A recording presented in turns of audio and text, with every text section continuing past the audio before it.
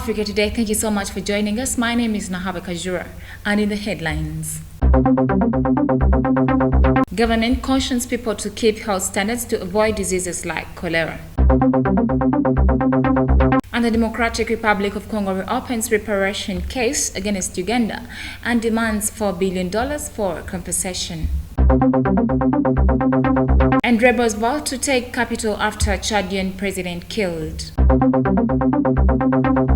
And in our sports today, Abdallah Mubiru bids farewell to McKinstry. Well, let's have the news in detail. Now, the government, through the Ministry of Health, has appealed to the public to keep health standards during the ongoing rainfall seasons in some parts of the country. The Minister for Primary Health Care, Honorable Joyce Kaduku Morika, was addressing the media today at the Uganda Media Center in Kampala. We have the report. Cholera is an infection caused by the bacteria and affects the intestines. The main symptoms are watery diarrhea and vomiting. This may result into dehydration. It is usually contracted through drinking water or eating food that has been contaminated with fecal matter. Other diseases caused by poor hygiene due to heavy rains include malaria and typhoid. Uganda government, through the Ministry of Health, has appealed to public to keep hygiene in their homes and at working places, and also sleep under mosquito nets to avoid being attacked by such disease.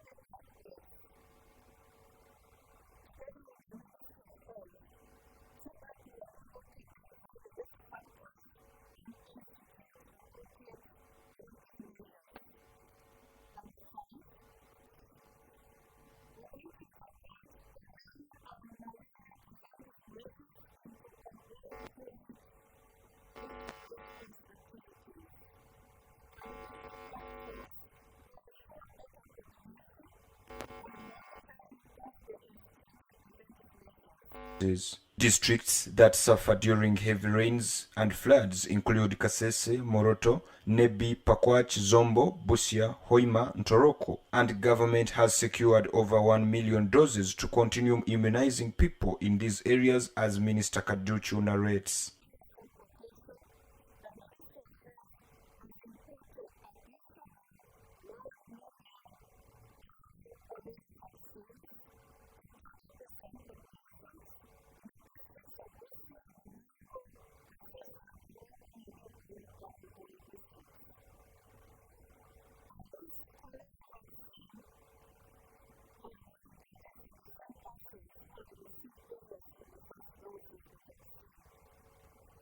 TV Africa News, Kachancho Mutabazi reporting. Well, thank you so much, our reporter. Now, the Civil Society Budget Advocacy Group has asked government to ensure that the financial budget for the financial year 2021-2022 is people-centered. This was during a press conference at Forum for Women Democracy offices in Ntunda. We have the report. While tabling the budget proposal from the financial year 2021-2022 before Parliament on Monday, Finance Minister Matia Kasaija revealed that the security budget will double from 3.5 trillion in the financial year 2020-2021 to 7.7 trillion shillings in the financial year 2021-2022. Now, civil society organizations are concerned that the budget should take into consideration the needs of citizens. Mr. Emmanuel Kashaija, the Programs Officer, Gender and Economic Justice at Forum for Women in Democracy, said the country records a number of maternity deaths, which is as a result of overloading of midwives, hence asking government to recruit health workers and equip them in order to improve the health system in the country. The Ministry of Health figures in Uganda show that one midwife in Uganda conducts between 350 to 500 deliveries in a year. That's more like a machine, not a human being. No wonder they and this figure noted here is more than twice the recommended figure by the World Health Organization. The World Health Organization recommends that the midwife should make a maximum of 175 deliveries a year if they are to properly take care of their patients. So this overload on the midwives is what I think usually leads to the complaints we hear about in the media of women of midwives being rude or them missing work because they are overloaded. So we call upon the government to address the staffing gap. Our call here is we call upon the Ministry of Health together with the respective local governments to prioritize the rehabilitation of health facilities that are in poor state, to adequately equip and recruit and train health workers in order to improve the functionality of health facilities across the country. The civil society advocacy group are of a view that the budget should deal with issues that affect the ordinary Ugandan, especially that the country is recovering from the adverse effects of the COVID-19 pandemic. And so it doesn't make sense to start thinking of security when we cannot see, when we cannot even smell that security at this point. So we believe that let money go into areas that are very important to facilitate recovery, to ensure that our people live a much better life. They say inadequate funding of the Uganda Revenue Authority has led it to relying on unwanted taxes imposed on Ugandans such as OTT, hence recommending that URA be effectively equipped financially and technically to enable improved efficiency of revenue administration. The taxpayer is expected to pay more taxes as the Ministry of Finance projects to raise domestic revenue from 21.6 trillion to 22.4 trillion Ugandan shillings. Nalgo Muyingo, Africa Today. Well, thank you so much, our reporter. Now, at least 6 districts have been registered as urgency in COVID-19 cases, Minister of Health has revealed. We have the report.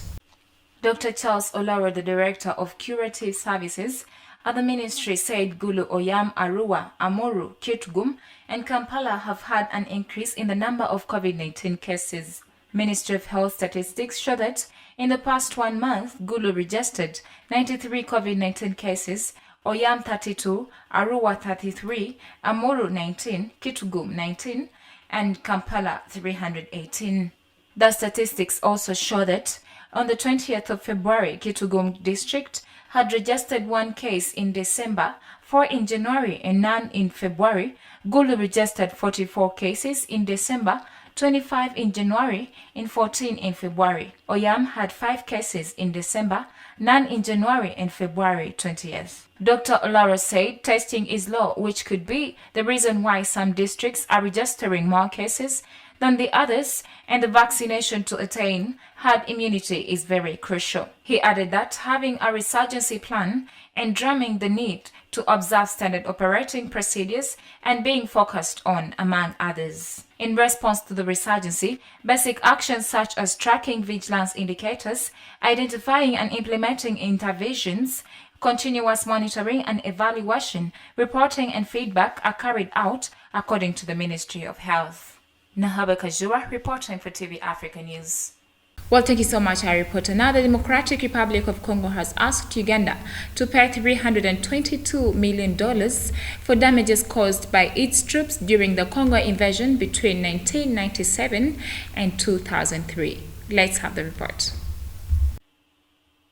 This reparation is part of the $4.3 billion compensation that Congo is demanding from Uganda, nearly half of the $10 billion it demanded in 2005.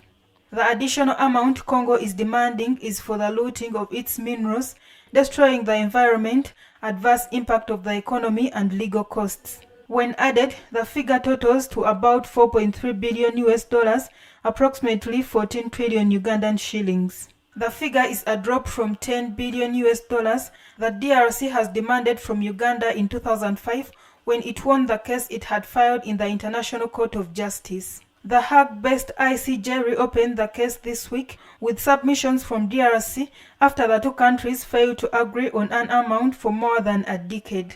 When Uganda lost the case in 2005, DRC's lawyers argued for a reparation figure of $10 billion which was awarded. However, the court asked the two countries to get together and come up with a figure that is agreeable to both because Uganda protested the claims. On Tuesday this week, Jean-Paul Sijobe, one of the many lawyers who made submissions on behalf of Congo, said that the country is demanding $322 million from Uganda for the damages. He argued that DRC has met the threshold required for wartime repatriation. Uganda's lawyers, led by Attorney General William Byarhanga, who is attending court sessions physically, will make submissions today, Wednesday. Well, let's go for a quick break. We shall come back with more news.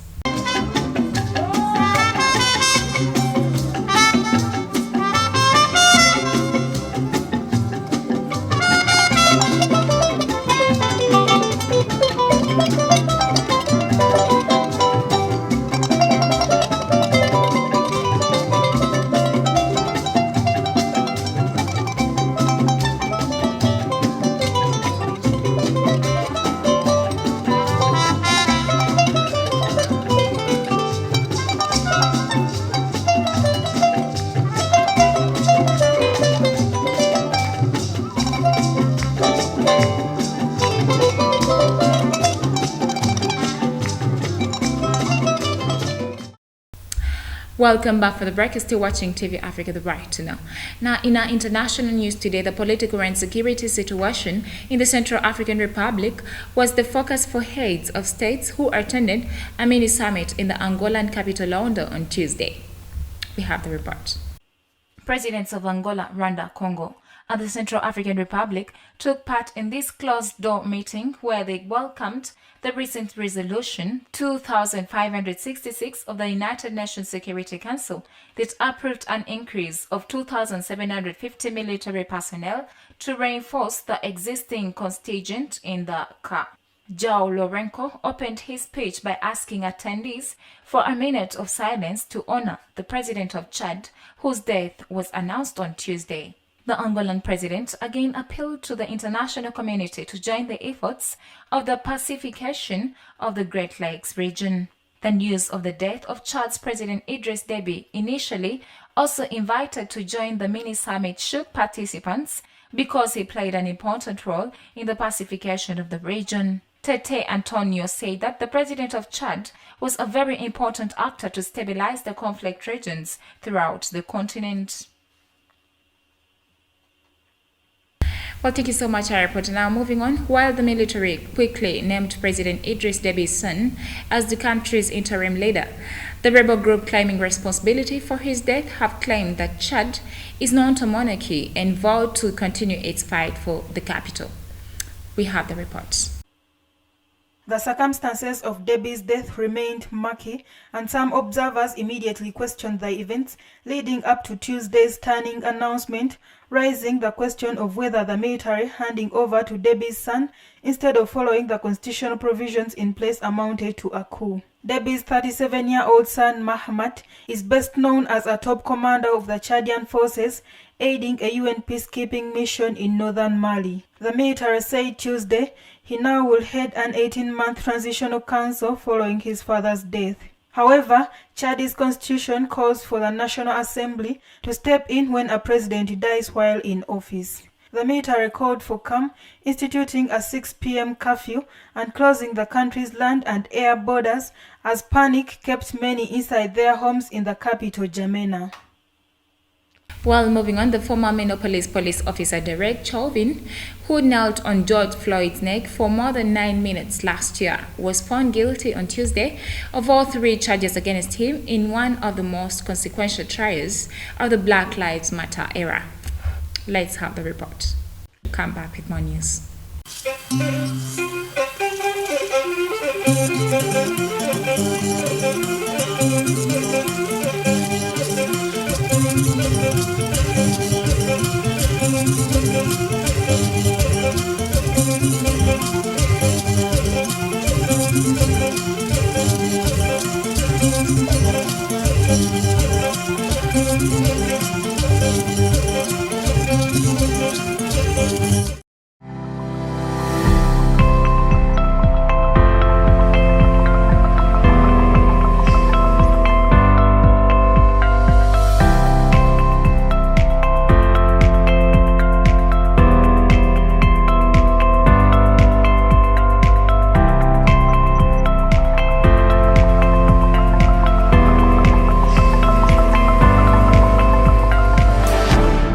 Welcome back for the break. You're still watching TV Africa, the right to know. Now in Africa Today Business, we look at Pauline Esunu Agropa in Ghana, whose love for horror movies later evolved into an artistic hobby and is now a full-blown passion-filled career for her. We had the report. A 29-year-old marketing graduate in Accra, who is not only self-taught, but one of Ghana's special effects makeup artist pioneers, using prosthetic sculpting, molding and casting techniques to create lifelike artwork. Paulina Esinu said that passion-driven venture had a humble beginning by just working on a burnt on the hand and a gunshot, which worked well for her after posting it on social media where people applauded her work. Although special effects makeup is still unexplored territory in Ghana, the Ghanaian artist has worked on a number of music videos, television series and other productions. Beyond her individual artistic career aspirations, the budding West African talent sees herself creating a realistic prosthetic feature for the physically challenged as part of her charitable plans in the next 5 to 10 years.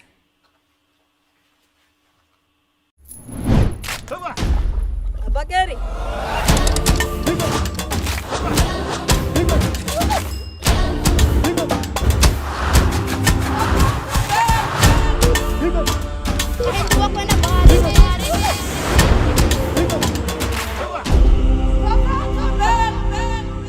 It is quite interesting how she turned her love for horror into business.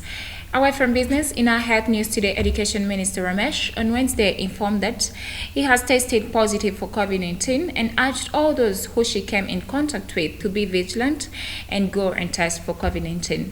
We have the report. Prime Minister Narendra Modi said the second wave has swept the country like a storm and called on citizens not to lose heart in this adversity. At least 22 COVID-19 patients have died at Zakir Hussain Hospital in Nashiki after an oxygen tanker leaked, shutting down supply. District officials said they tried to divert jumbo and small cylinders for patients, but they depended largely on the storage tanker for oxygen supply where the leakage was reported.